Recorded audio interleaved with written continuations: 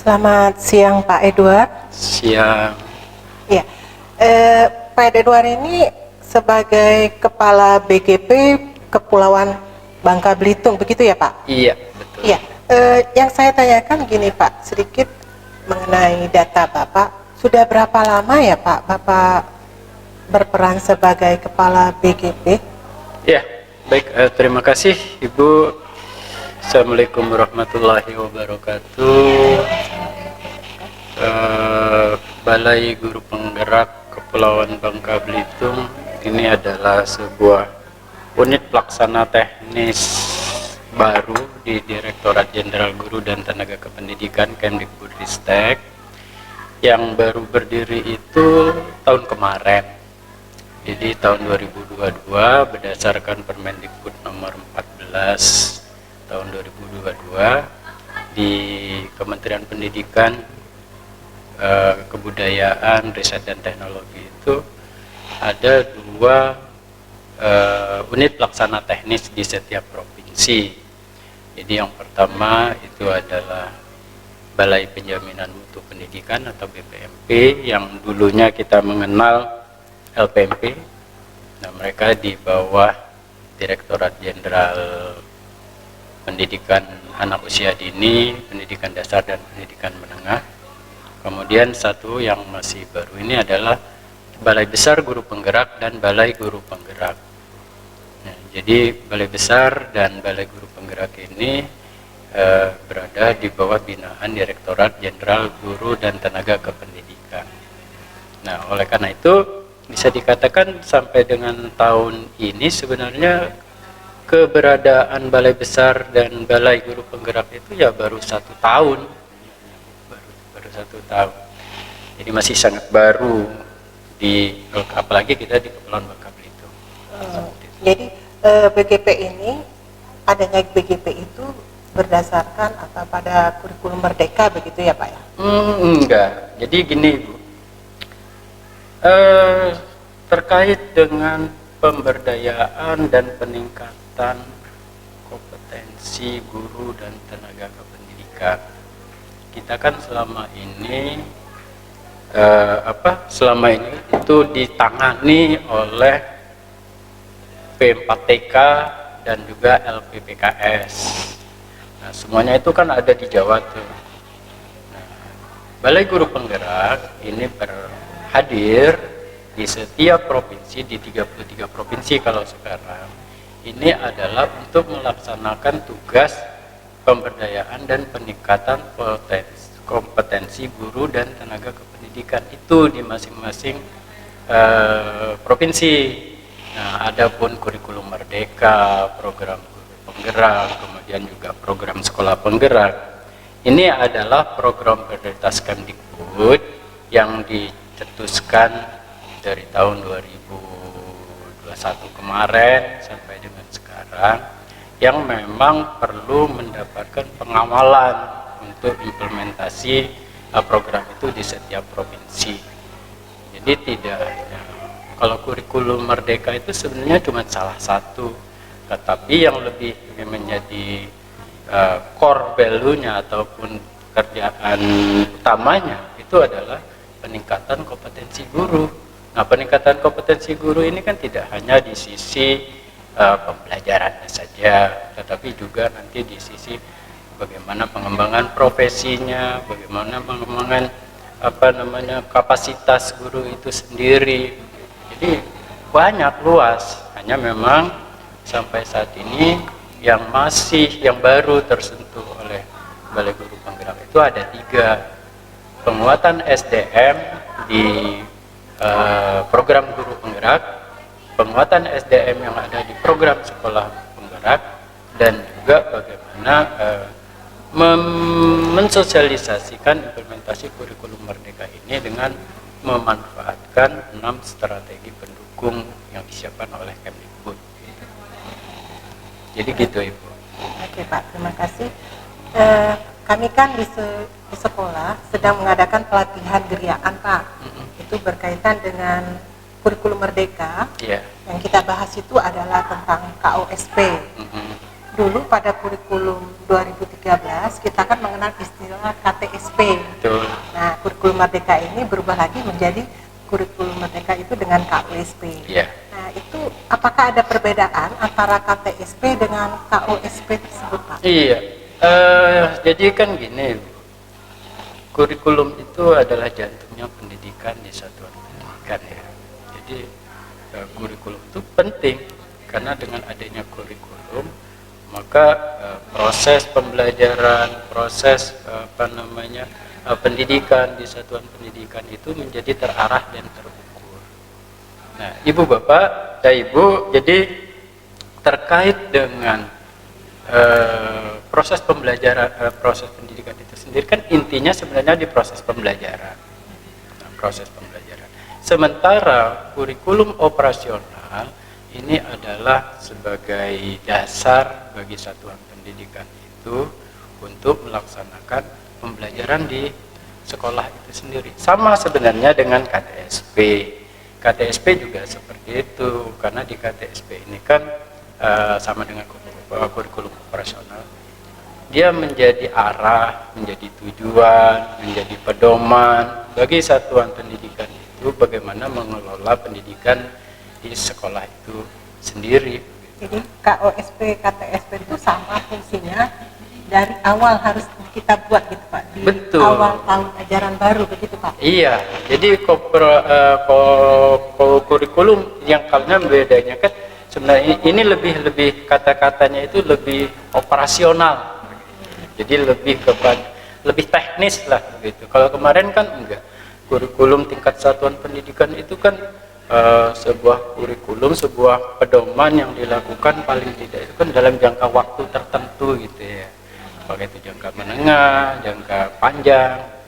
Nah, sementara ya sekarang ini kurikulum operasional ini ya sifatnya lebih operated, lebih kepada bagaimana pelaksanaan secara real proses pendidikan di satuan pendidikan itu.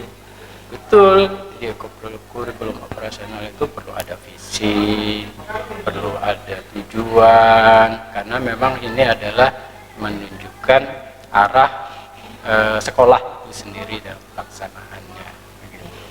Tadi Bapak bilang bahwa di KUSP maupun KTSP itu ada visi dan misi, ya Pak ya. Itu di bab 2 kalau nggak salah. Nah, visi dan misi itu apakah setiap tahun harus berubah atau bagaimana Pak? Iya, nah jadi kan gini Bu, ketika kita menentukan visi, kita harus punya target. Satu visi itu sebenarnya mau kita capai itu berapa tahun sih?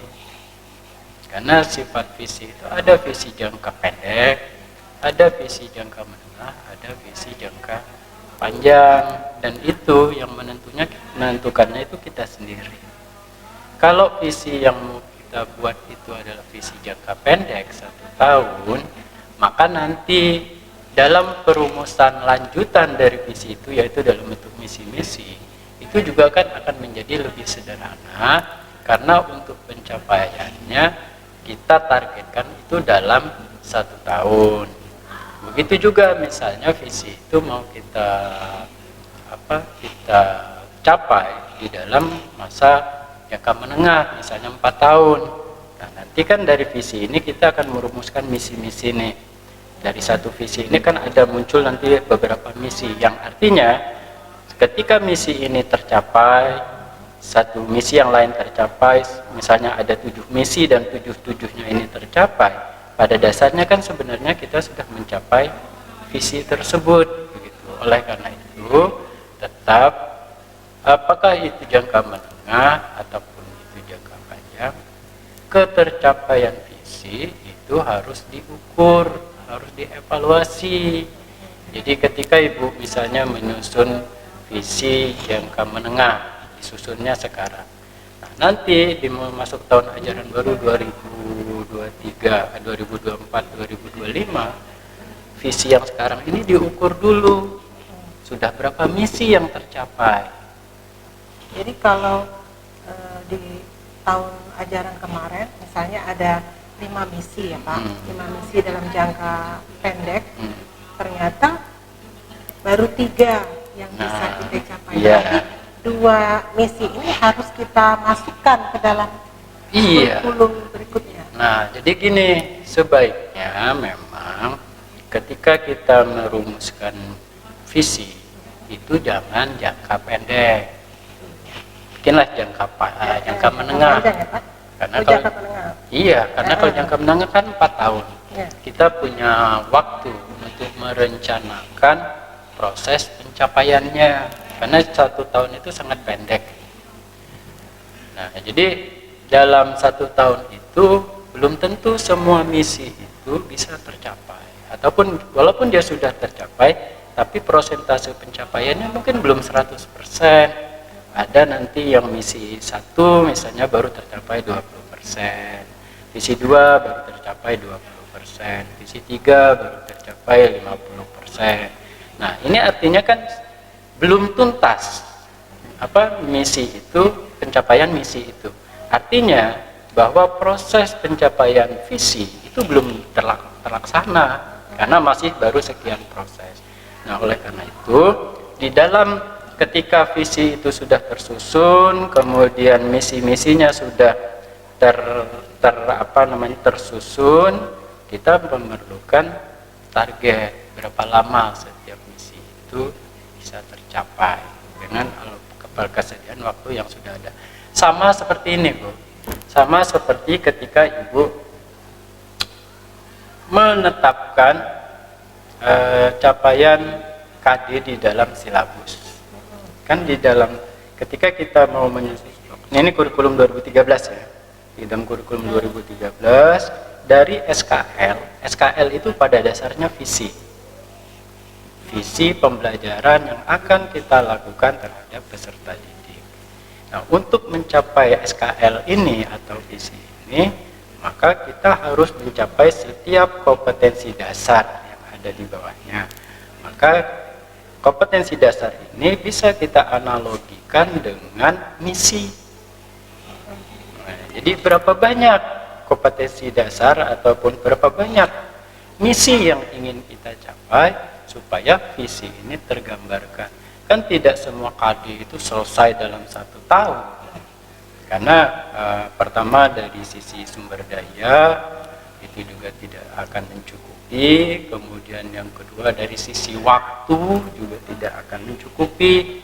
Oleh karena itu perlu ada target-target yang harus ditetapkan terhadap pencapaian misi-misi tadi, sehingga nanti pada sampai 4 tahun jangka menengah dievaluasi, ternyata semua misi-misi ini sudah terpenuhi. Kalau visi misinya sudah terpenuhi, otomatis visinya sudah tercapai.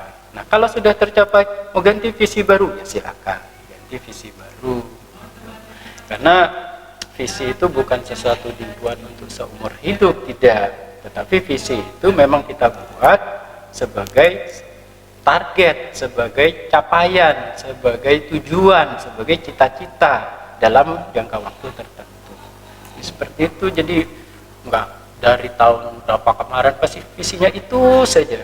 Nah, kita sendiri nggak pernah mengevaluasi, jadi kita nggak pernah tahu visi ini sudah terpenuhi atau belum. Pak Edward buru nggak? Enggak sih. Nggak apa-apa. Ini pertanyaan terakhir Pak. Ya. Karakteristik penyusunan KOSP tersebut itu apa? Pak? Karakteristik iya, jadi kan sebenarnya sama sih dengan kurikulum tingkat satuan pendidikan ya.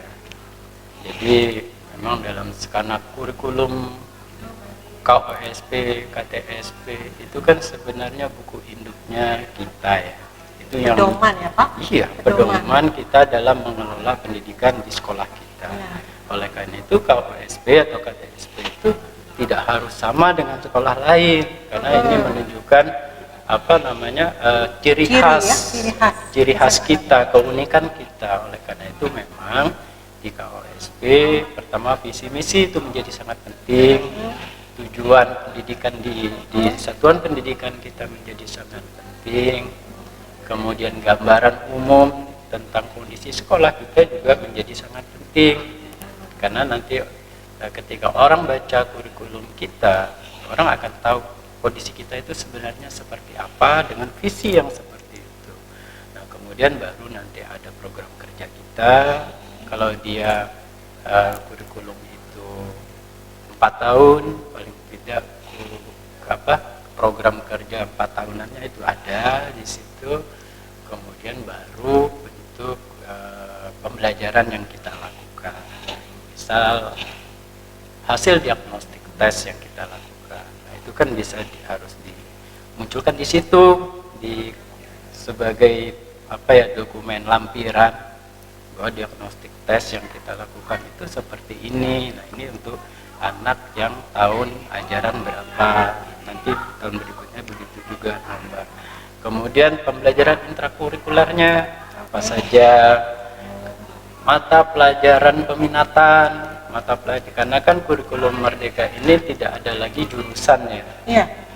Nah, jadi untuk tahun ajaran 2023-2024, karena kita sudah masuk ke tahun kedua, artinya di kelas 11 itu sudah mulai melaksanakan pembelajaran yang berdasarkan minat dan kemampuan anak ini. Kecenderungannya seperti apa? Jadi dari sekian siswa yang berada di kelas 11 ini, kecenderungan mereka kemana, pilihan mata pelajarannya apa, itu kan kita sudah punya data sekarang. Nah, itu dimasukin aja sebagai lampiran. Baru kemudian yang administrasi pembelajaran, itu pun karena administrasi pembelajaran ini kan pada dasarnya berubah terus itu juga. Modul ajar, tujuan pembelajaran dan alur tujuan pembelajaran, alur terutama ini kan bisa berubah ini. Walaupun dari capaian pembelajarannya tetap sesuai dengan fasenya masing fase SMA itu kan fase E dan fase F ya. Nah, fase E itu apa saja itu kan tetap, tetapi nanti alur itu bisa berbeda tiap tahun itu. Tujuan pembelajaran juga bisa berbeda karena bisa saja ganti guru dia jadi ganti tujuan pembelajarannya gitu. Nah, kemudian juga modul ajarnya, nah, itu yang sudah ada itu kan bisa dimasukkan ke sana, termasuk juga pengembangan P5. Ya. Nah, P5 itu kan juga menjadi sangat penting sesuai dengan fasenya, kemudian sesuai dengan profil pelajar yang ingin kita kembangkan di P5 itu apa saja, karena kan profil pelajar P5 ini bisa kegiatannya itu bisa banyak gitu. Bisa banyak, tidak satu profil atau satu kegiatan untuk semua anak, tidak, itu bisa berbeda-beda untuk profil. Sedikit lagi Pak ya, pertanyaan sedikit lagi. Tadi kan sempat Bapak jelaskan tentang P5. P5 kita ini kan dari Kemendikbud itu ada 7 tema ya Pak ya. Nah, 7 tema ini kan boleh kita pilih di lapangan, mau 3, mau 2 atau mau 2 tema.